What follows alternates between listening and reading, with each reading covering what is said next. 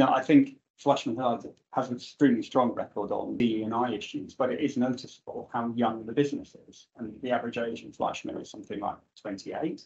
The average age of the UK population is 42. Right. So, Ian, if I can turn to you, please. So, Ian here at Fleischmann Hillard, along with Jacqui. So, my question around, and I think Juliet touched, as did Tricia touch on this, the value that the returner brings. And if we start thinking about clients and brands and the commercial arguments a little more around why all this matters, and also thinking about your work that you've been doing here with Jacqui at Fleischmann Hillard.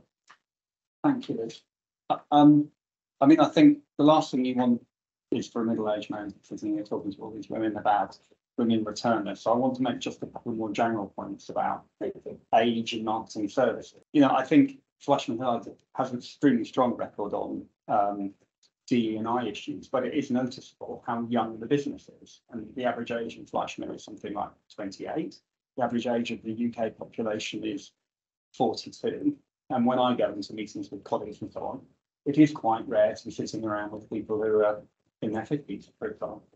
And that's surprising when you think about the fact that we all have to work longer, as Tricia said, and that we're not going to be collecting our pensions until we're well into our late 60s.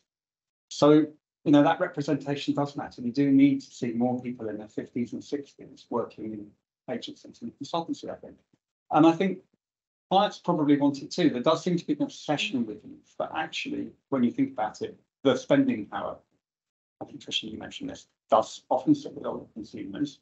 For many market sectors, I work in financial services. The people who have money to invest, for example, are often older people.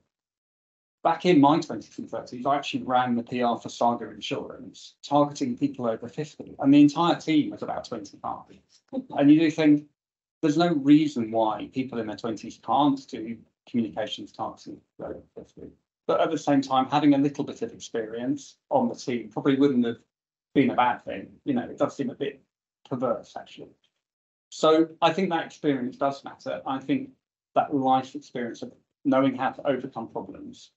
We've made mistakes when we get to our age, our time, and we know how to recover from those mistakes. We know how to work around issues and problems. And having that experience in the workforce, I think, is valuable both, for the consultancy and for the clients that we work on. And just picking up on one of the other points you made, actually, my kids are at home now. And I think for me, it's one of the most sort of empowering times in my career when I have actually really a time and energy to focus on my work and, absolutely loving doing the work as well. But, it's been a long time bringing up all the children and going through all those things since I've had this much time and focus on my career. And it's a real personal passion. And I'm sure there'll be lots of people who find the same thing. Jacqui. Yeah, that's a really important point. And I think what it boils down to ultimately as recruiters and as hiring managers, we should be looking at individuals and looking at the skills we're needing. And I think when we talk about ageism, you can see a kind of, you can understand where it's from. You can root back to pre-1990s. The workforce was largely male. And the experience was actually revered. Long period doing kind of work meant you had that experience, you had the knowledge. You couldn't get that knowledge without the experience. When you got into the 90s, we got into computing and we got into the World Wide Web, etc. And then you got the democratization of knowledge. And then with the democratization of knowledge, it means that actually you don't need the years of experience to acquire that knowledge. You can go out and self-learn, but you did need to be able to able to tap into the knowledge there from computing. And I think there was a period of time when the older generation who were at the top of the workforce actually did struggle, because they didn't have the computing skills and capability, they didn't have the adaptability. But that is gone. Like, everybody who's over the age of 40 now has been working with technology for a very long time. And it doesn't matter whether you're a returner or whether you continued in the workplace.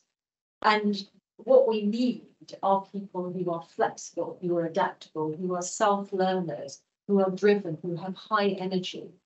They are the people who will deliver for us and in our workplaces. And it's irrelevant whether they are just out of university, 60 or 70. My father was still working well into his 70s. He turned around the RSPCA. Now he died in 2005, so a long time ago, so he was quite old. But it shows you that it's not actually suddenly now, you know, we've got people who are older who want to work. It's always been the case. We just have to get over this and look at people individually, in my view.